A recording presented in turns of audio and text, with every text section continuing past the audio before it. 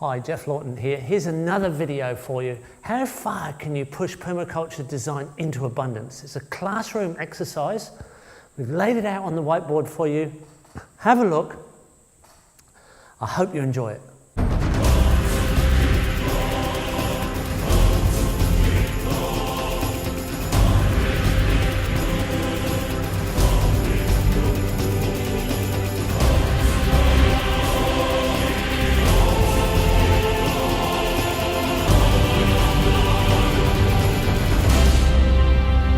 When you take design application thinking and design to landscape limits, when you approach landscape, you're looking at the edges. You're out on the edge of systems, thinking about what are the extremities of systems. When we take a profile down the landscape, we're actually looking at where are the highest points, where are the lowest points, where are the water flows in the landscape, where does the river meet the land, what are these edge points? When we're looking at design in landscape, we're looking at where are those key points. Is that a key point? Is there a situation here where we can put in a top line even though it's high in the landscape? Can we swale that plateau edge? Can we find those points of inflection between concave and convex? Can we find positions where dam walls might fit into landscape so that we can hold water up, store water where it backs up and gives us a good value of return in relation to our earthworks costing?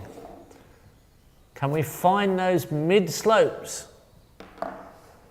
If we're designing contour lines, can we wrap that around the landscape and capture water in a way that gives us a great return for that effort? Can we bring that in to valley slopes that actually become impoundments of water? So we're impounding water in landscape. And we've got high gravity water events. Can we displace that water passively? So in large events, they discharge, but backflood. These backflood soakages, can we actually convert that into a forested system? That's the important thing to think of. Where's that forested stability?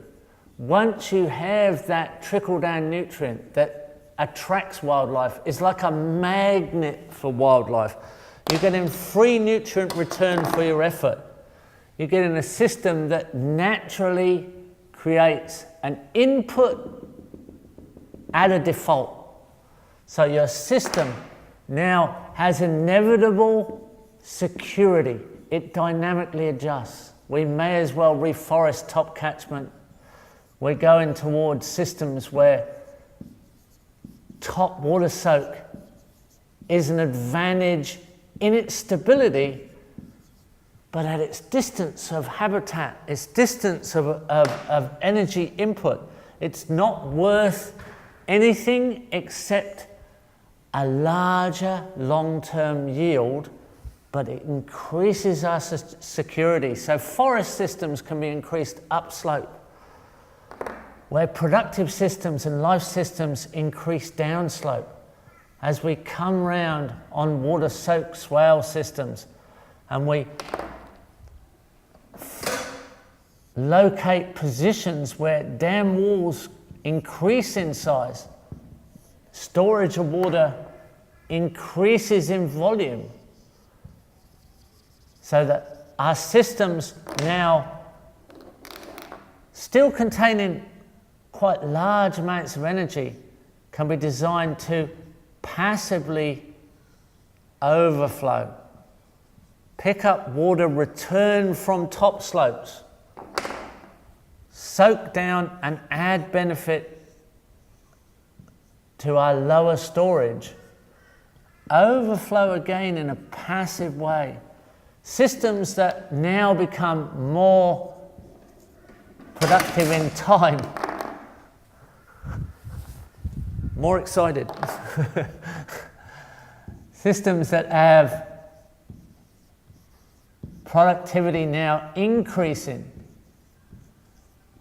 So there's value in relation to interaction, but still stability. We're anchoring stability in systems. We're harmonizing with landscape patterning. We're positioning stability units on earthworks like bamboos. We're stabilizing water flow with edge plannings. We're starting to look at a patterning of landscape as dams that occur on edges of ridge lines. So the skyline edge now becomes part of the plan. As we link skyline ridge point dams round the landscape, overflows in positions that capture water but overflow it passively. Dam sizes increase. Pattern potential in relation to water storage starts to increase. So our dam wall size increases, but our patterned water storage becomes more valuable in edge production potential. And with that comes aesthetics. With that comes systems that are aesthetic to the eye, more attractive to wildlife, and more productive over time. So storage systems become life-rich systems. Life-rich systems become more aesthetic. Wildlife increases input, and productivity becomes more valuable to invest time into. So the fertility is now gathered from above. Our aesthetics increase. Our security is continuously increasing, and life potential increases with the system. So here we start to move into lower slope shaping, diversity of elements, and as the system becomes mature, productivity is anchored within that stability. So you can't stop a system like this working. It's a system that is inherently fertile. Water will continuously soak through systems, passing level sill spillways, but if overflow situations happen where large events need to be discharged, our accurate levels give us passive overflows. So no erosion, continued soaking. Spring lines start to emerge in this situation. So positions start to become obvious as springs start to illustrate that we're gaining soakage as we go down. Now in those positions, options increase. So our options start to become obvious, and as we come around landscape, we start to get the creative possibilities of really productive shaping. So our contour systems become expressions of fertility through very, very productive elements. So aquaculture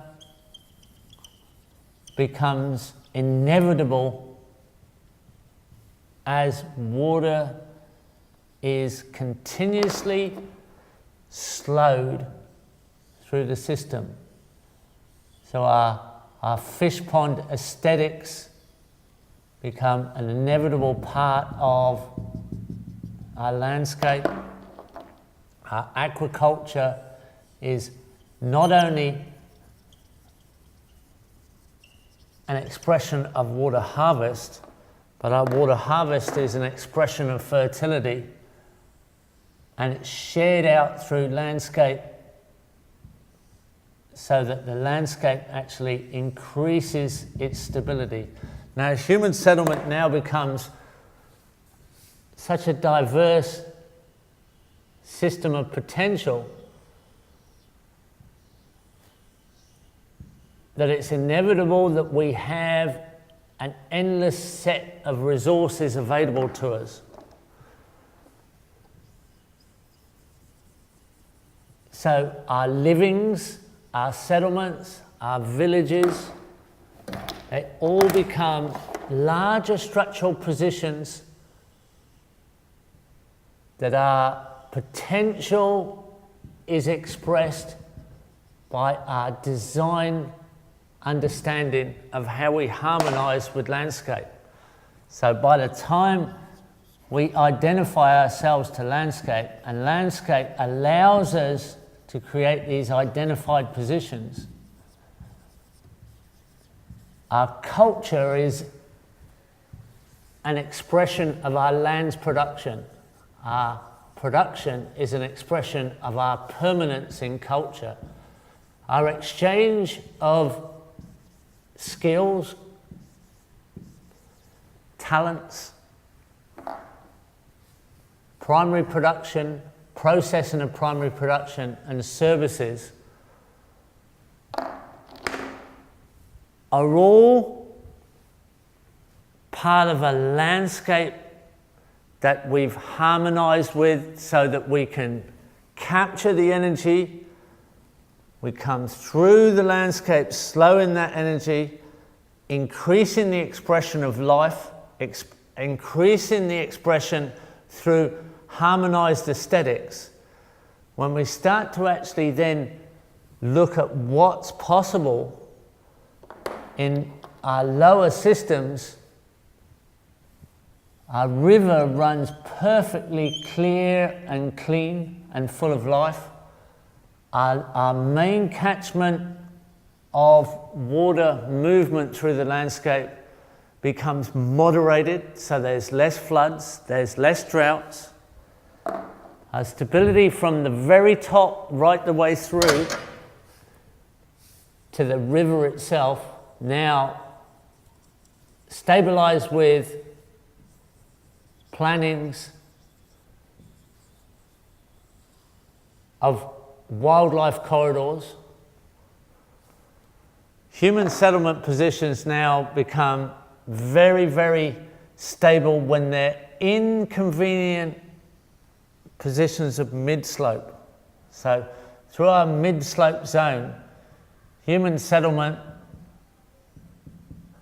easily occupying positions where people can take up livings, provide extra services for each other, cooperate and trade,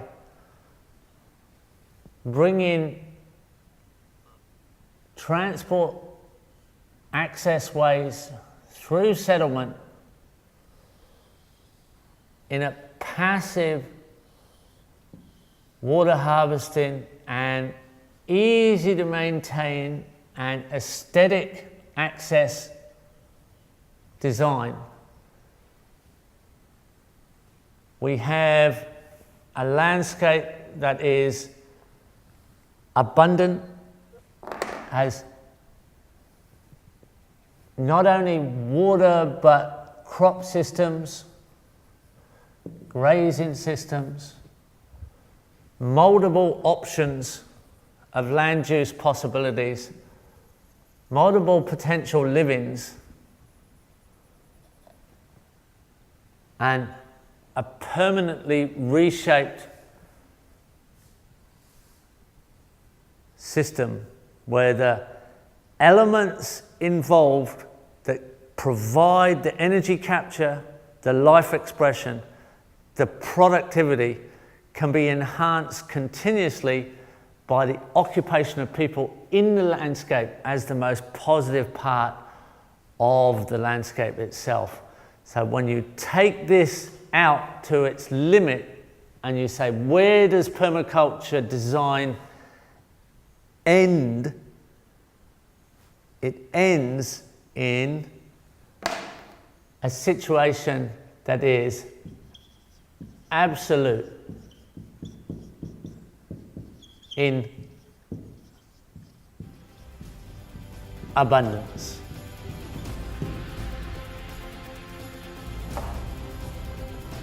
There you go.